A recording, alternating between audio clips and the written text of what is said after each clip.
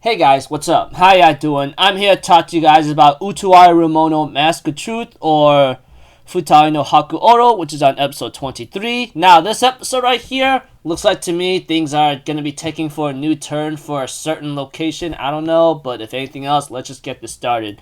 We have to it picks off where, Woshish is actually very shocked to see how, he is not giving full authorization to kill the Tatari, you know?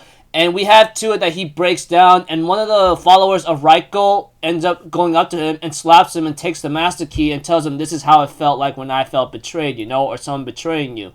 And we have to it former Raiko's attendant or follower ends up dying in the end and unintentionally gives the master key to Haku. Haku takes the master key and tries to get the Tatari sealed up, but it won't listen. And we have to the Tatari are spreading and causing mass reproduction of killings and blobs, you know? You guys get the point. If you watch the episode or play the game, you get the idea. However, the only way to kill the Tatari is to use the weapon from space, which apparently is that laser cannon whatever it is called, you know? But we have to it that if it is fired right now, everyone else in the vicinity will end up dying, and the probability of you surviving is 1% or possibly even less. I don't know, but one thing's for certain is that the chance of them surviving, if they fire the cannon right now or weapon right now, they won't survive. We have to it that Haku's brother, the Mikado, decides to take the authorization when to fire the weapon. And after much reluctance of many others, especially Anju, she decides to go anyway. She had tears coming out, obviously, you know, that kind of thing, yada yada yada. You guys get the point.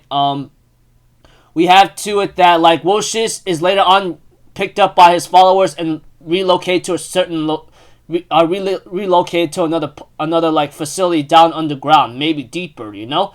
And we have to it that after everyone is left, we have to it that the mother, or should I say possibly the wife of Mikado, or the person that looks like a wife, they end up having some final words of talk with each other, you know. And we have to it that he asked her a question, do you resent me by any chance after what I've done and what I did to you? She said, I did have some resentment, but I really cared and loved you very much, you know? So in other words, without a lot of detail, she actually had some resentment after finding out the truth or something else, but she really truly loved the Mikado to the end, you know? And we have to it that, they decided to spend their last moments together, and Mikado, given authorization when to fire the weapon, is given the authority to fire the weapon right away, etc., you know? So, yeah.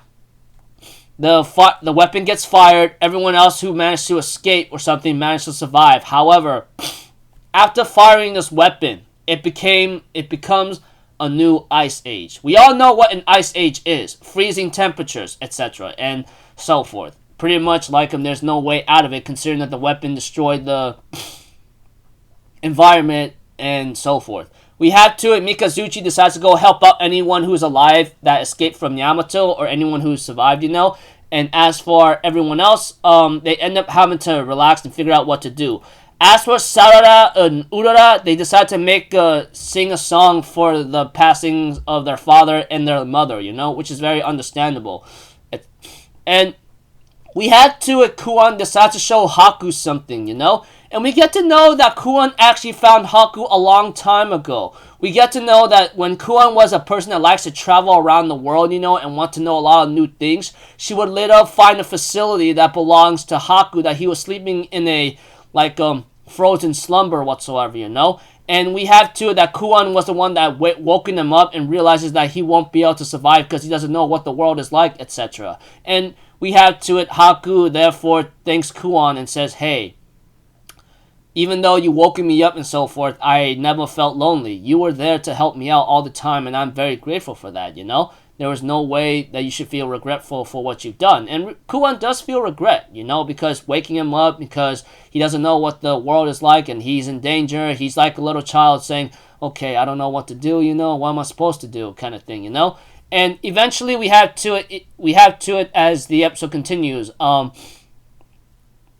that we have to it that Haku and Kuon therefore shares an intimate moment, and Haku remembers something, you know, something that he should have done a long time ago.